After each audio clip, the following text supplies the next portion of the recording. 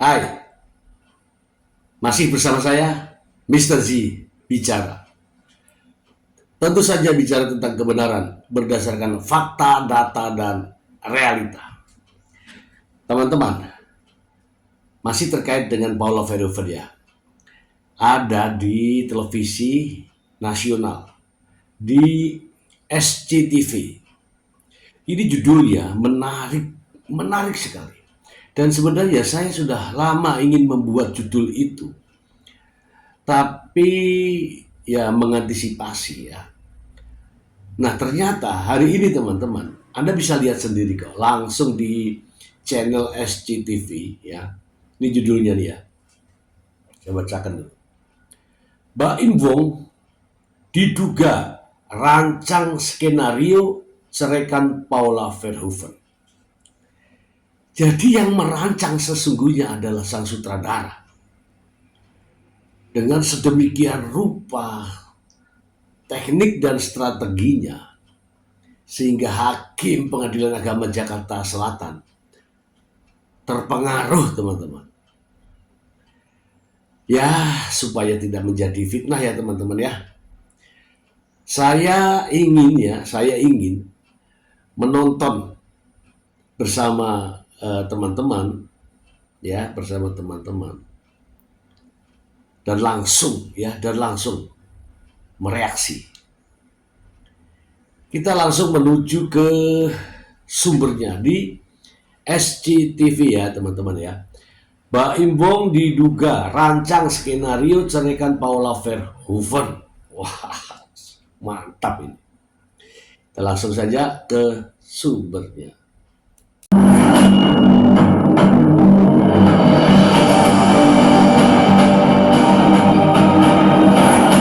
Pemirsa, perceraian antara Baim Wong dengan Paula Verhoeven resmi diputuskan oleh Pengadilan Agama Jakarta Selatan pada 16 April 2025 lalu. Namun keputusan cerai keduanya justru mengundang sorotan publik. Isu-isu pun menyeruak bagikan bola liar karya publik. Putusan perceraian Baim dengan Paula dinilai seolah berat sebelah. Dalam putusannya, hakim mengungkap secara transparan berbagai polemik dalam rumah tangga Baim dan Paula, bahkan termasuk menyebut Paula sebagai istri durhaka. Paula pun merasa tersudut. Paula mengungkap sejak awal pernikahannya dengan Baim pada tahun 2018 lalu, Baim sudah beberapa kali sempat meminta pisah. Lantas, benarkah demi memuluskan jalan perpisahannya, Baim membuat skenario besar untuk menceraikan Paula? Kasus tanggal 21 awal dari tahun lalu itu, 24 itu memang dia pernah beberapa kali minta cerai. Mungkin memang ada hal-hal yang memang nggak cocok aja mungkin di pihak. Wah, ternyata sudah beberapa kali minta cerai. Kalau Paula mengatakan ada beberapa hal yang tidak cocok. Kalau saya berpikir bahwa mungkin Paula sudah nggak enak. Mungkin saja. Ya, kita lanjut lagi ya. Beliau gitu ke saya gitu, sini nggak tahu kenapa. Tapi lu Mempertahankan, alhamdulillah. Lalu kasih kesempatan untuk perbaikan lagi, bersama lagi. Ya, jadi sampai di titik 21 April itu. Dan Paula selalu mempertahankan dan alhamdulillahnya bisa gitu loh. Kita lanjut ya. Tentukan talak itu. Kemarin itu kan tahu-tahu ada di persidangan aja, kan gitu kan. Padahal itu udah sepakatin bahwa nanti kita ikut ya, gitu. Sepakat itu gitu kan. Nah itu jadi agenda persidangan gitu kan. Nah tahu-tahu kucuk-kucuk kok orang, kan gitu kan. Nah orang kemudian bilang menanya, dan kemudian nggak tahu apakah memang dia masuk pada saat sidang tertentu dan dia masuk gitu kan, dan kemudian memang dia daftar, dan kemudian karena dalam persidangan dia paling agam dia absen daftar online gitu kan. Nah sidangnya jam berapa gitu kan, apakah itu dilakukan nggak jelas gitu. Tapi faktanya itu dibuka dengan hakim yang sama, dengan panitera yang sama, dan kemudian pemohonnya ada. Nah pemohonnya nggak ada. Pertanyaan. Jadi teman-teman, waktu sidang putusan itu seperti di skenario ya, seolah-olah itu ya, ini seolah-olah nih. Jadi sidangnya itu ada, ini faktanya ya, sidangnya ada, hakimnya lengkap, paniteranya ada, pihak tergugat tidak ada, penggugatnya ada. Nah, disinilah ini pengacara dari Paula Verhoeven curiga, teman-teman. Ada apa sebenarnya ini? Ya, walaupun kata pengacara Fahmi Bahmid, dia bilang saya masuk, saya daftar, dipersilahkan. Tapi setelah putusan keluar, kok bisa gitu ya, dibuat drama ya? Kita simak lagi ya. Tanya, ada dikasih tahu? Enggak ada. Paula sendiri tidak mengetahui pasti alasan Baim ingin menceraikannya sejak lama. Perbedaan karakter menjadi pemicu utama di balik retaknya hubungan keduanya. Meski begitu, Paula tetap mencoba bertahan menyelamatkan rumah tangganya, meski kini akhirnya berujung pada perceraian. Baim dinilai menjatuhkan Paula dari berbagai penjuru. Seperti yang tersurat dalam putusan perceraian, Paula disebut memiliki hubungan terlarang dengan sahabat Baim yang berinisial NS. Sementara hingga saat ini NS tidak pernah muncul ke publik. Bahkan semula telah berjanji untuk menjadi saksi, NS kemudian membatalkannya. Paula sendiri berdiri tanpa goyah menepis bahwa dirinya telah bermain api seperti apa yang telah dituduhkan Baim kepadanya. Lantas, benarkah Paula mengklaim dirinya memiliki bukti kuat atas tuduhan memiliki hubungan gelap? Kita sudah menghubungi. Kamu menghubungi NS, meminta supaya beliau bisa hadir. Awalnya menyetujui. Awalnya dia Bersama istrinya ya, terus hubungan baik, sampai sekarang masih berhubungan baik kok gitu. Terus Cuman ada satu dan lain hal saya nggak tahu kenapa tiba-tiba tidak terjadi, tidak bisa. Nah, teman-teman ya. Jadi terkait dengan adanya Niko Surya untuk dijadikan saksi di Pengadilan Agama Jakarta Selatan, sebenarnya sudah ada inisiatif dari Paula Verhoeven. Bahkan bukan hanya Niko Surya saja, bersama istrinya pun ya dipanggil dan bersedia untuk datang. Namun pada saatnya hari H, keduanya tidak hadir. Ada apa? Ada apa? Padahal sudah berjanji bersedia untuk hadir. Ingin menunjukkan bahwa Paula Verhoeven tidak selingkuh. Makanya Paula menghubungi NS, Niko Surya, bahkan dengan istrinya. Paula Verhoeven masih juga bersahabat dengan istri daripada Niko Surya. Kenapa Niko Surya dan istrinya tidak jadi datang? Kenapa? Kita dengarkan.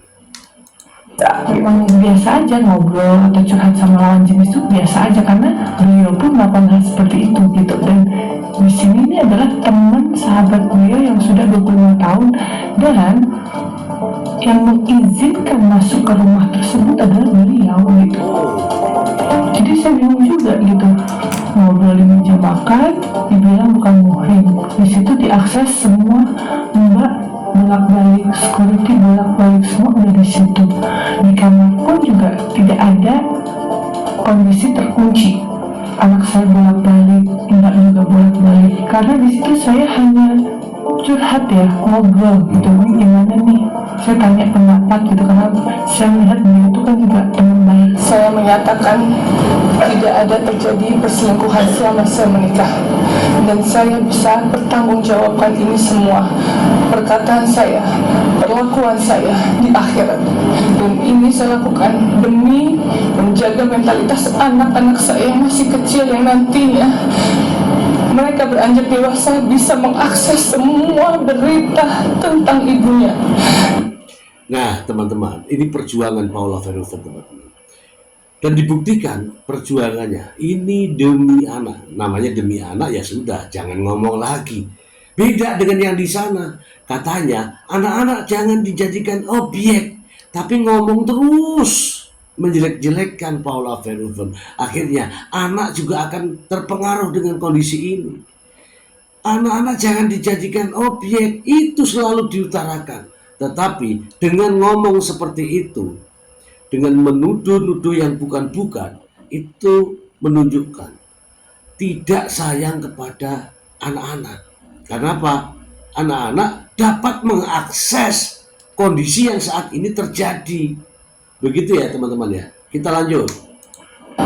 Dan saya harap di sini saya berdiri untuk seorang ibu yang melindungi anak-anak saya. Jadi saya berharap kalian semua mengerti. Tidak hanya itu, tudingan yang menyeruak bahwa Paula mengidap penyakit kronis yang berbahaya. Paula sendiri merasa lelah dengan situasi yang terus berkembang menyulitkan dirinya. Paula pun justru mengungkap mengalami kekerasan dalam rumah tangga atau KDRT selama menjadi istri Baim Wong. Bukan hanya kekerasan fisik, namun juga secara verbal. Nah, teman-teman, tadi disebutkan bahwa ada tudingan kaitannya dengan HIV. Kalau itu saya mendengar dari pengacara Fahmi Bahmid ya, yang selalu berkuar-kuar di televisi, di media, yang mengatakan bahwa seorang ibu yang memiliki penyakit, yang memiliki sakit jasmani dan rohani, dan seterusnya, itu pertama kali diungkapkan oleh Fahmi Bahmid. Dan Fahmi Bahmid dapatnya dari mana? Yakinlah itu dapatnya dari Baim Wong. Kita lanjut. Aku sampai dimaki-maki di depan orang aja, aku sampai bilang, iya sayang, maaf ya, aku udah di titik itu, aku udah cukup buat diri aku sendiri, maaf ya sayang. Kadang-kadang yang susah adalah ketika kita tidak melakukan kesalahan tapi kita meminta maaf, itu sih. Dan aku sudah di titik itu gitu. Sekarang mau minta maaf. Iya. Karena saya mau mempertahankan rumah tangga ini, karena aku tidak ada background perpisahan. Jadi aku tidak mau keluarga aku berpisah. Sebenarnya dengan rumah tangga kan orang tuh selalu berpikir fisik aja. Iya. Dari itu banyak, bisa mentally abuse. Kamu merasa ada mental abuse? Of course. Dalam bentuk verbal? Verbal. Oke. Ya, Kata-kata ya. kata-kata. Oke. Terus financial abuse. Tadi ada yang lebih dari itu, cuma aku nggak mau buka aja di sini. Oh, berarti ada yang lebih parah lagi. Cuma kamu tidak mau Saya sampaikan. tidak mau memperkeruh keadaan. Ya, kita omongin aja aja. Tapi mas, tapi itu bener gak sih? Mas, kabar itu mas. Mungkin untuk anak-anak kedepannya gimana Mas Baim? Wow. Ya itu teman-teman ya. Silahkan teman-teman cari sendiri di channel SCTV ya. Judulnya nih ya, Baim Wong diduga rancang skenario ceraikan Paula Verhoeven. Kalau namanya rancang, itu mulai dari awal, selanjutnya seperti apa, nanti kalau gagal bagaimana, terus sudah dirancang. Dan mungkin saja dengan biaya berapa. Nah, saya melihat ini bahwa berapapun biayanya, yang penting bagaimana caranya bercerai. Kenapa? Karena sudah pernah Paula mengatakan bahwa sudah sering kali yang namanya itu ditalak. Tapi maknanya kan Paula tidak tahu. Baim Wong sudah lama ingin bercerai. Dan Paula Verhoeven tetap mempertahankan, tidak mau untuk bercerai. Nah, sekarang teman-teman mungkin tahu dari judul ini teman-teman, ada sesuatu yang, ya kalau kita mau telisik, sesuatu yang mencurigakan sehingga hakim menyebutkan ada pihak ketiga, kemudian istri durhaka. Saya baru mendengarkan kalimat itu dalam putusan cerai, istri dikatakan durhaka dalam sidang perceraian. Ini luar biasa. Kalau memaknainya mungkin nggak ada masalah, tetapi diungkapkan di berbagai media baru kali ini teman-teman ya. Sedih saya mendengarnya. Dan itu juga dirasakan oleh Paula Verhoeven. Saya tidak bisa ngomong lagi teman-teman. Silahkan teman-teman saksikan sendiri dari channel SCTV ya. Langsung saja teman-teman ke sana. Ini lama sebenarnya saya menunggu judul-judul yang seperti ini. Baru kali ini ada. Ya, silakan teman-teman kunjungi channel SCTV. Oke, semoga bermanfaat. Terima kasih. Bye.